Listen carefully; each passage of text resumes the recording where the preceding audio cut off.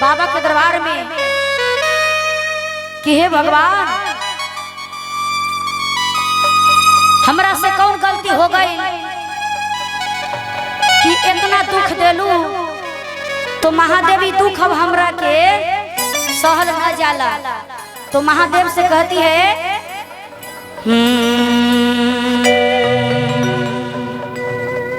कि अपनो चरनिया में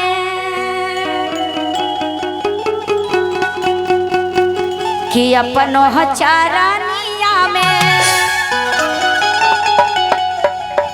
हमरा के रखिला जी शिवा गुरु। और अच्छा लगे गुरु गाना तो ताली बजा के आशीर्वाद दीजिएगा और महादेव के दरबार में हाजिरी लगाइए। हम गा के हाजिरी लगा रहे हैं तो आप लोग ताली बजा के और गा के भी आप लोग भी हाजिरी लगाएंगे। और महादेव से कहते हैं कि महादेव अभी दुख ना सहल जाला। तो कहो तरीका कि अपनो चरनिया में अरे हमरा के रखिला जी शिवा गुरु। कि अपनो चरनिया में अरे हमरा के रखिला जी शिवा गुरु। अरे अब दुख सहलो ना जाला शिवा गुरु। अब दुख सहलो ना जाला शिवा गुरु। अपनो चरनिया में हमरा के रखिला जी शिवा गुरु।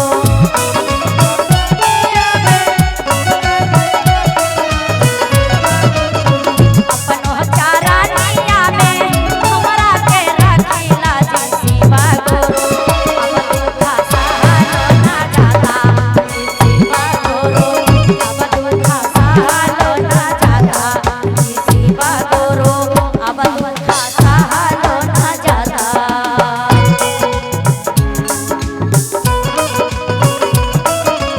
महादेव इतना सहल जाला इतना दया वाला महादेव जिए के आधार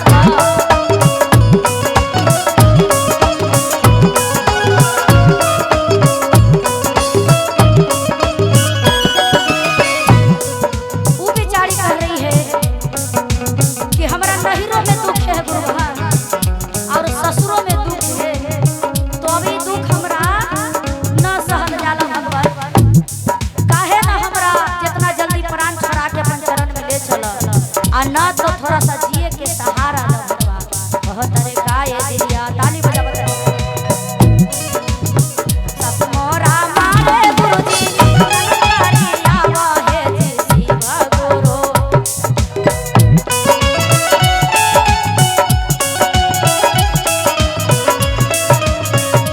मोरा मारा के ननकरिया वाहो जी शिवा गुरु। स्वामी मोरा कैलन दूसरा बियाहवा जी शिवा गुरु। स्वामी कैले दूसरा बियाहवा जी शिवा गुरु। स्वामी कैले दूसरा बियाहवा।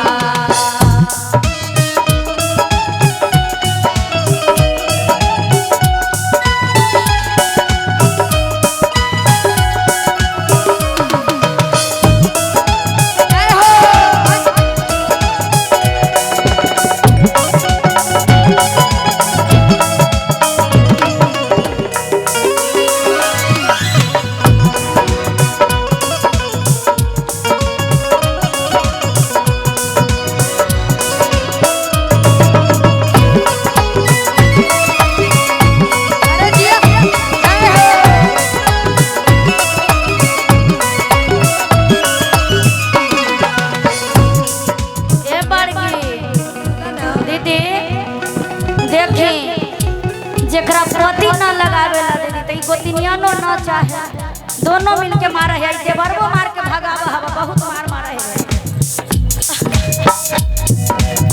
देखिए गोतन मोरा मारे गुरुजी देवगारी आवा है शिवा गुरु।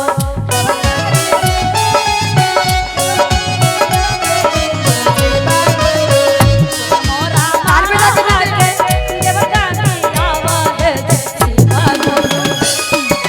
शिवा गुरु स्वामी कैला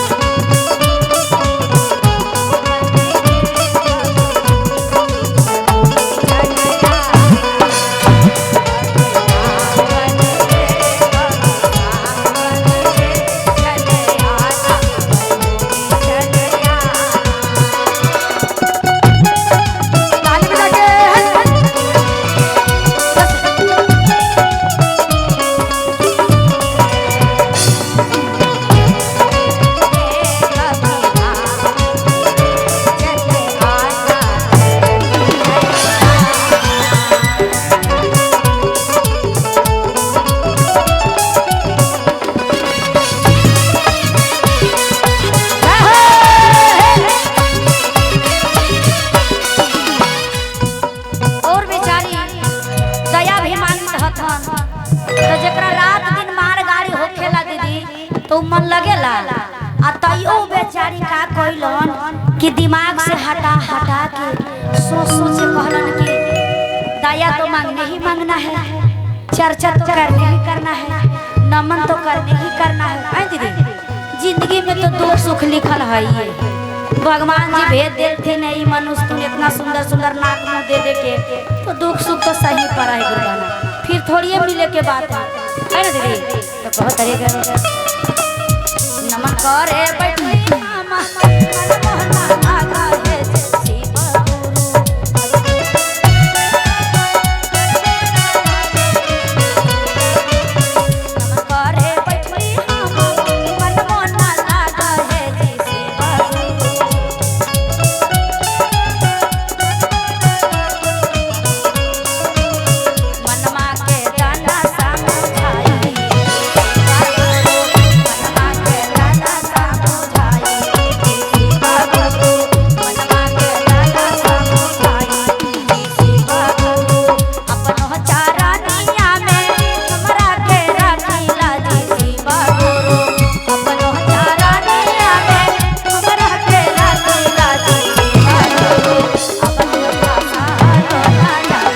ये शिव